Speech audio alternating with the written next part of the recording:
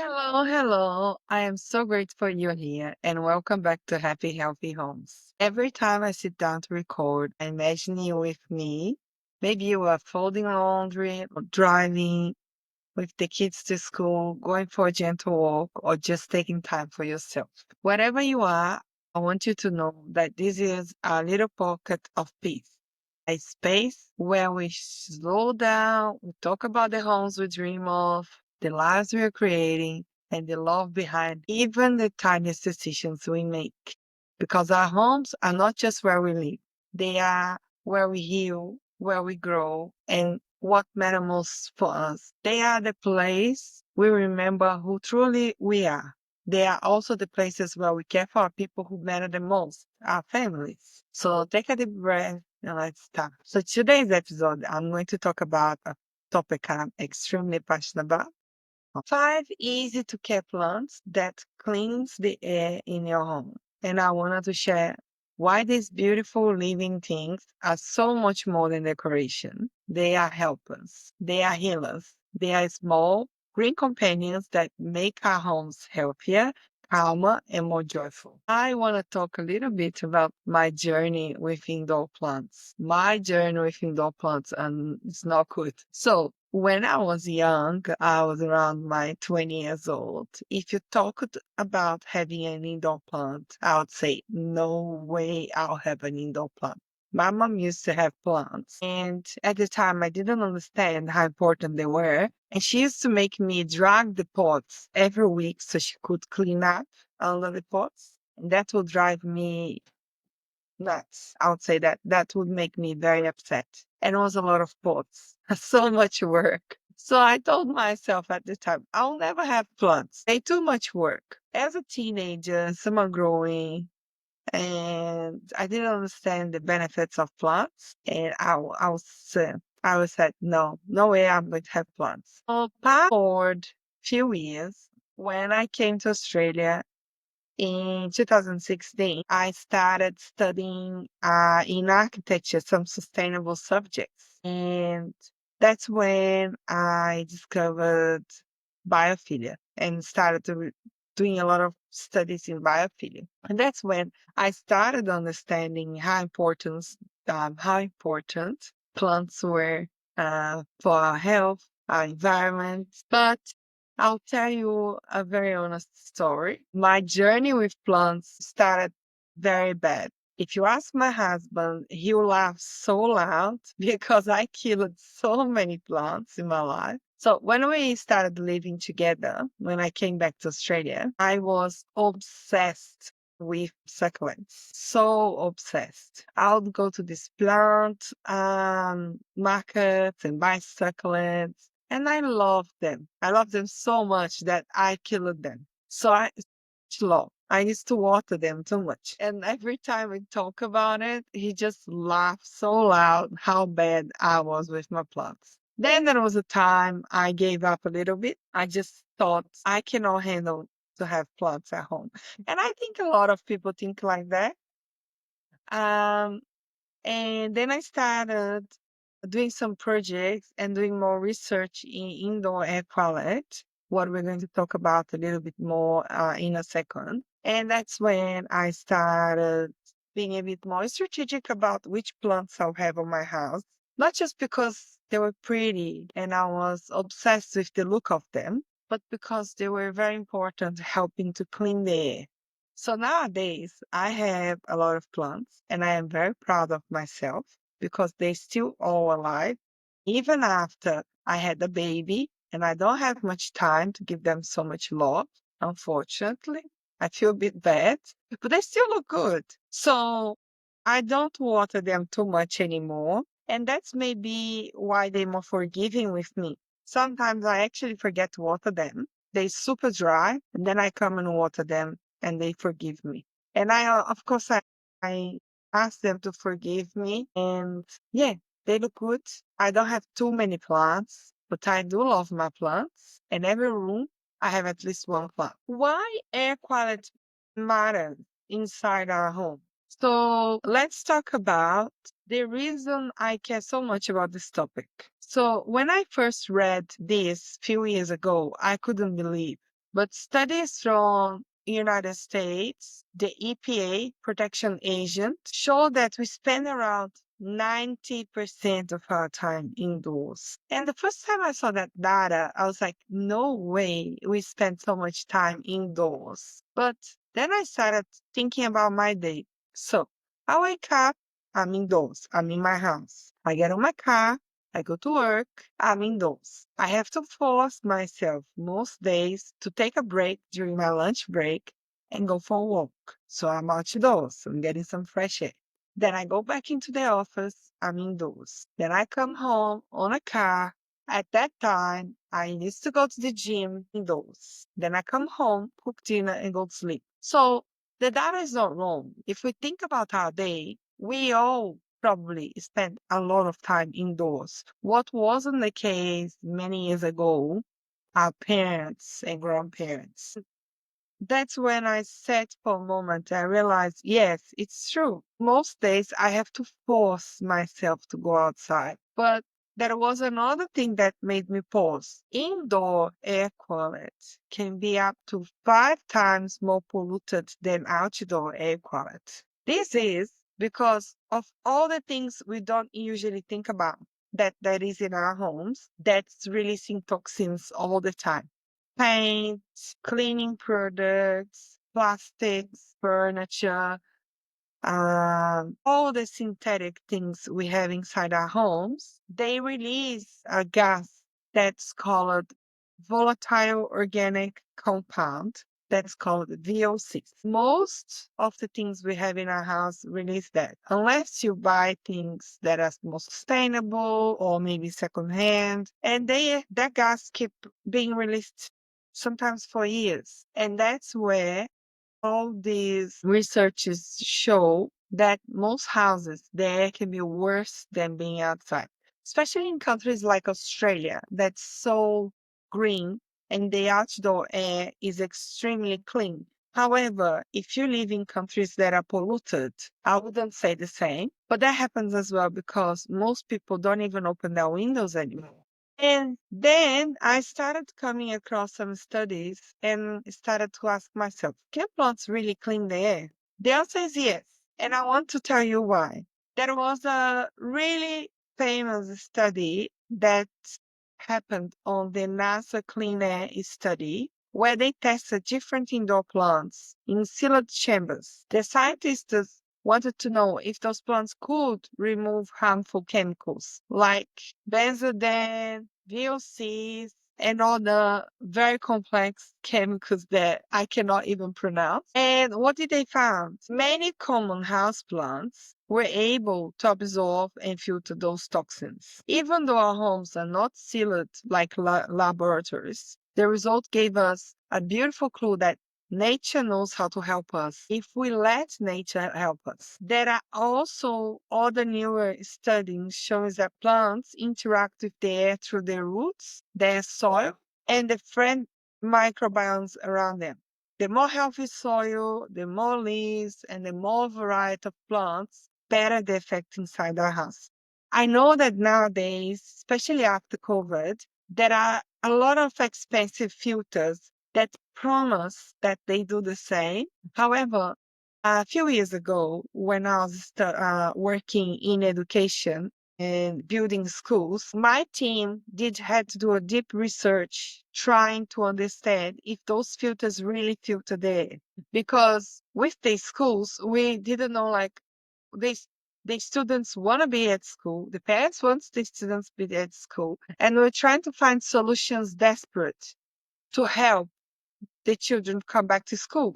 So we started trying to find a solution that would minimize the risk of the virus. And unfortunately, there is not enough research that prove that those filters has the same effect.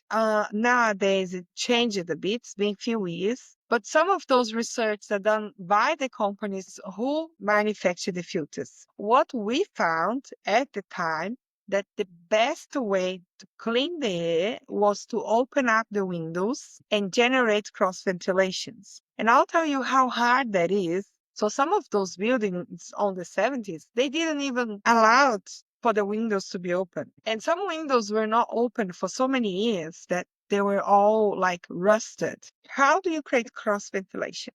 You open up opposite windows and the breeze cross into your house. So you can feel that the air is moving. That's when you're cleaning the air. Again, I'm going to say that that works really well in countries that has outdoor healthy air, like Australia, that's extremely green and has an outside air that's clean. That wouldn't be the same in countries that's very polluted. And that was the solution for the schools. The best solution was just to try to create as much cross ventilation as possible instead of buying extremely expensive filters. And we didn't have any data to prove that that would filter the air. Plants is an amazing solution to help to keep the indoor air quality healthy. Another thing that they can provide is make us feel healthier in so many other ways. So there was one study in China that showed that young adults who spent time watering indoor plants had lower blood pressure and felt more relaxed, calm compared to those doing mental tasks. Another review looked at 42 different studies and found that indoor plants helped with everything from focus and memory to happiness, and emotional well-being. Plants just plants don't just clean the air, they help us come back to ourselves. We need this connection to nature. We're part of nature. They're gentle reminders of life, patience, and care. I want to share with you 5 plants that I love. They clean the air and they are easy to care. I promise you, because I have all of them in my house. And as I told you, I'm not the best person with plants. Do you know those people that has that green tongue, the green fingers? I met some of them. They're amazing. I'm not one of them. There is one friend of mine. Every time I go to her house, I keep asking her, what do you do with your plants? They're so beautiful. And she's like, I don't know. I just take care of them. She doesn't even know what she does, but how the plants looks like in a magazine. My plants are not like that. They don't look ugly and horrible, but they're not like, oh my goodness, this plant's so beautiful. So let's start with the first plant. First plant is the snake plant. This is one of my absolute favorite plants. It is strong, sculptural, and nearly impossible to kill. I have a snake plant for years in my house, and I did manage to keep it alive. It's a perfect plant for beginners or for busy people like me, who sometimes forget to water them. It only needs a drink when the soil is completely dry. What's truly special about this plant is that it releases oxygen at night. So this plant, the snake plant, it's a great plant to have in your bedroom because during the night it's releasing oxygen and make you sleep better, more relaxed. And it's really good for children's bedroom as well because of that feature of releasing oxygen at night. It gently refreshes the air while you sleep. It's an amazing option. In one study, scientists exposed this plant to formaldehyde, a very complex chemical that I cannot pronounce it proper, and watched how it absorbed the chemical over several days. The plant did beautifully, although, like us, it got tired of too much stress. So yeah, the plants can get stressed as well. If the chemicals in your house are very high levels, they might die because of that. But at least they'll help to filter the air. So I love placing entry door, corners, bedrooms. It's a great plant for those kind of spaces. Another plant that I absolutely love is called PC lily.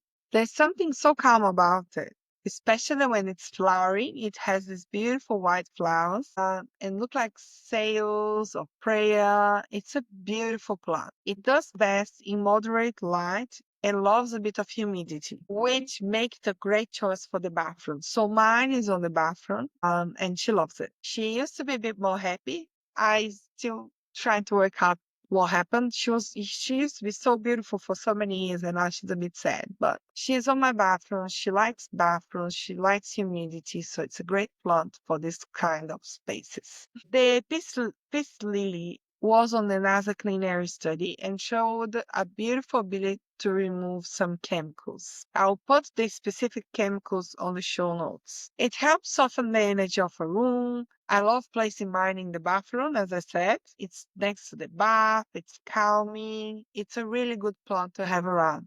Just a quick note, it's mild toxic to it, so just don't put on the floor if you have a dog or a cat. I usually leave mine on the bench. Thankfully, my dog doesn't tend to eat any indoor plants. He never tried. He loves eating the garden. So I just need to pray that the plants outside the garden are not poison for him, because when we moved to this house, our house, the garden was already planted. So I didn't choose all the plants. Alrighty. Plant number 3 that I love as well is called spider plant. I'll tell you a big secret of mine. My spider plant came from my outdoor garden. So my outdoor garden has so many spider plants that one day I just decided to collect some. They grow like crazy. And then I made a pot and I did put my spider plant inside. And she's going beautiful. She's on my living area and she's beautiful. This plant makes me smile every time I look at it. The color is beautiful. It grows little tiny baby plants. That's why I say it grows really fast. It's called the spider red that you can repot and place in other rooms. So it's a really, really cheap, easy way to have a plant. So they grow these little babies that you just can repot and they grow so crazy. Like one plant become a lot of plants. It's known to be one of the most effective air purifying plants and was also part of the NASA study. It helps absorb things like carbon monoxide and other indoor toxins. It's very easy to take care of. I'll tell you that because sometimes I forgot her for a few days. I come back, give her a bit of water, and she's thriving again. Safe for both children and pets. If you hang it, like if you have a way to hang it in your house, it's a beautiful plant to hang because it just falls and it's stunning. Hang it on a basket, on a shelf. It will bring movement to the space, will bring texture. It's a great plant. Plant number 4 that we also have this plant. It's an easy plant to take care, and I love it, is the rubber plant. So the rubber plant, I have a big tree on my front entrance. And I'll tell you something, I'm being very honest. Every time I open my front door, I have so much joy. I love looking at that plant.